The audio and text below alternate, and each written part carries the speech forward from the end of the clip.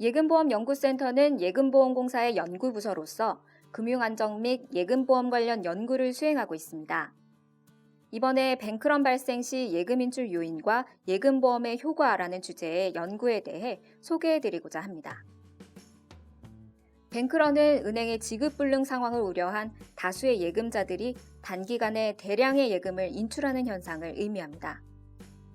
뱅크런이 발생하는 이유는 은행 제도의 여러 특성에 기인하는데요. 은행은 예금액 중 일부만을 지급준비금으로 보유하는 부분 지급준비금 제도가 적용되고 있습니다.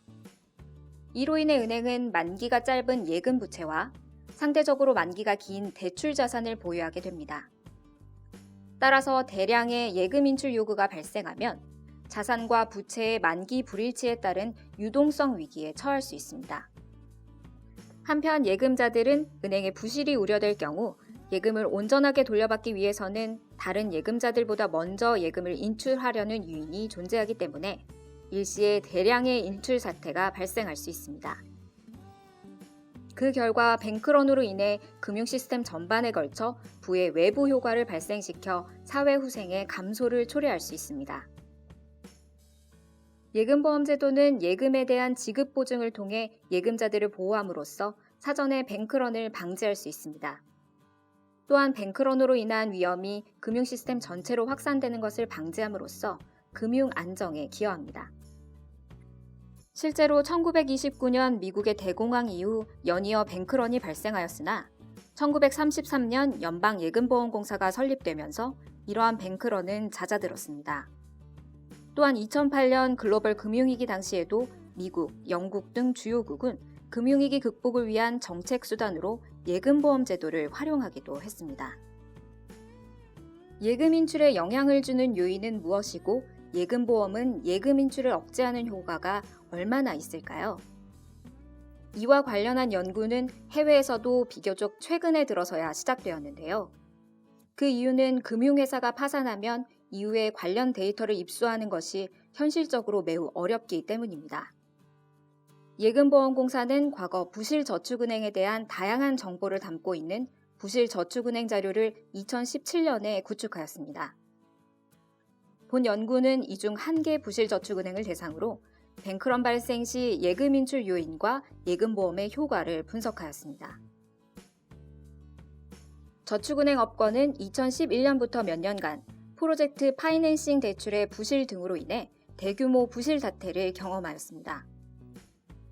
2011년 1월 14일 삼화저축은행이 최초로 영업정지되자 일부 저축은행에서 일시적으로 대량의 예금 인출 사태가 발생하였습니다.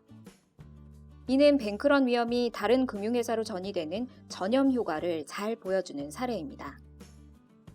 삼화저축은행의 영업정지일로부터 약 한 달 뒤 부산저축은행이 삼화저축은행에 이어 두 번째로 영업정지되었습니다.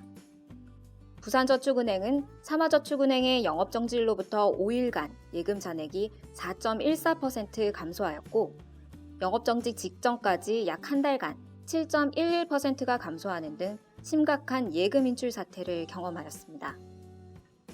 본 연구는 부산저축은행에서 발생한 약 한 달간의 예금 인출 현상에 주목하였습니다. 분석에 사용된 부실저축은행 자료는 2011년 이후 부실화된 30개 저축은행의 영업정지 시점까지의 다양한 정보를 보유하고 있습니다. 고객 원장에는 예금자의 나이, 주소, 국적 등 예금자에 관한 정보가 담겨 있고 공통 계좌 원장에는 계좌 유형, 가입일, 만기일 등 계좌에 관한 정보가 포함되어 있습니다. 거래 내역에는 거래일, 거래 금액, 예금 잔액, 거래 방식 등 거래와 관련된 상세한 정보들이 기록되어 있습니다.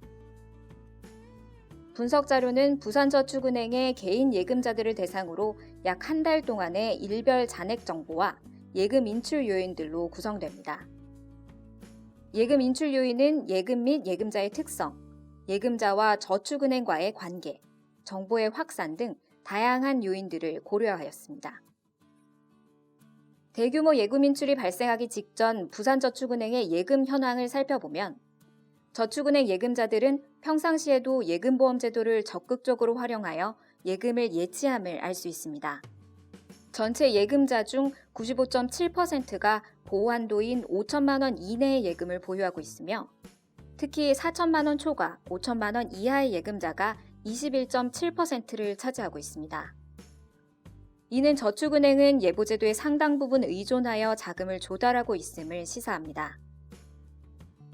예금 인출 현황을 살펴보면 보호한도 5천만 원을 초과하는 예금의 인출 비율이 보호예금의 인출 비율보다 높게 나타났습니다.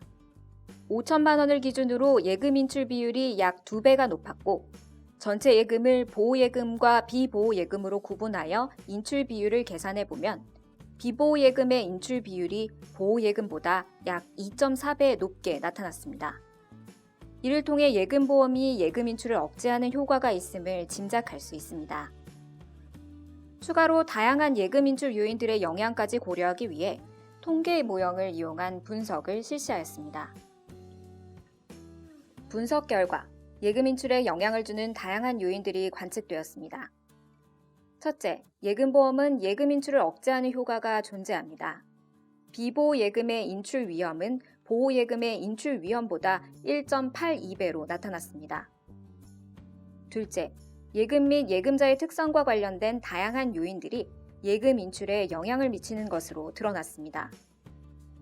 세제 혜택이 있거나 자녀 만기가 긴 경우에는 인출 위험이 낮은 반면 예금자의 연령대가 높은 경우에는 예금 인출 위험이 높게 나타났습니다. 셋째, 예금자와 저축은행 간의 다양한 관계가 예금 인출에 영향을 미치는 것으로 나타났습니다. 저축은행에 접근이 용이할수록 인출 위험이 높은 반면 거래기간이 5년 이상이거나 해당 저축은행에 대출을 보유하고 있을 경우에는 인출 위험이 낮았습니다. 넷째, 지역 기반의 정보 확산이 예금 인출에 영향을 미치는 것으로 나타났습니다. 예금자가 거주하는 지역에서 전날 예금 인출 비율이 높으면 다음날 해당 지역 예금자들의 인출 위험이 높게 나타났습니다. 마지막으로 예금보험의 효과는 예금 인출 위험을 낮추는 효과와 인출 금액을 감소시키는 효과로 구분할 수 있습니다. 먼저 인출 위험을 낮추는 효과는 앞서 말씀드렸듯이 비보호예금의 인출 위험이 보호예금 인출 위험의 1.82배로 나타났습니다. 다음으로 인출 금액을 감소시키는 효과도 관찰되었습니다. 저축은행의 부실이 우려되는 상황에서도 5천만 원 초과 예금자들은 전액을 인출하기보다는 예금액을 5천만 원 이내로 조정하는 경향이 뚜렷하게 관찰되었습니다. 특히 예금액을 4천만 원에서 5천만 원 사이로 조정하는 비율이 가장 높게 나타나는데 이는 초과 예금을 보유한 예금자들도 위기 상황에서는 예금보험제도의 안전망을 적극적으로 활용함을 시사합니다. 예금보험제도는 중앙은행의 최종 대부자 기능, 감독기관의 건전성 감독과 함께 금융안전망의 중요한 구성 요소로서 예금자 보호 및 금융안정을 목적으로 도입되었습니다. 예금보험제도의 효과는 다이아몬드 디빅 등의 연구에 의해 오래전부터 이론적으로 밝혀졌고 실제로 글로벌 금융위기 당시 주요국에서 위기 극복을 위한 정책 수단으로 사용되기도 하였습니다. 하지만 예금보험이 얼마나 효과적으로 뱅크런을 억제하는지 또는 예금 인출에 어떤 요인들이 영향을 미치는지에 대한 실증 연구는 그동안 충분히 이루어지지 못했습니다. IADI에 따르면 전 세계 110개 이상의 국가들이 예금보험 제도를 도입해 운영하고 있으나 국가별로 보호 대상이나 보호 한도, 보험금 지급 과정 등에는 차이가 있습니다. 그런 점에서 국내 자료를 이용하여 예금보험의 효과를 연구하는 것은 국내 상황에 맞는 효과적인 예금보험 제도의 운영을 위해 매우 중요하다고 할 수 있습니다. 보훈 연구는 국내에서는 처음으로 예금보험의 뱅크런 완화 효과를 실증적으로 확인하였다는 점에서 의의가 있습니다. 특히 예금자 단위의 마이크로 데이터를 이용하여 다양한 예금 인출 요인들을 통제함으로써 예금보험의 순수 효과만을 추정하고자 했습니다.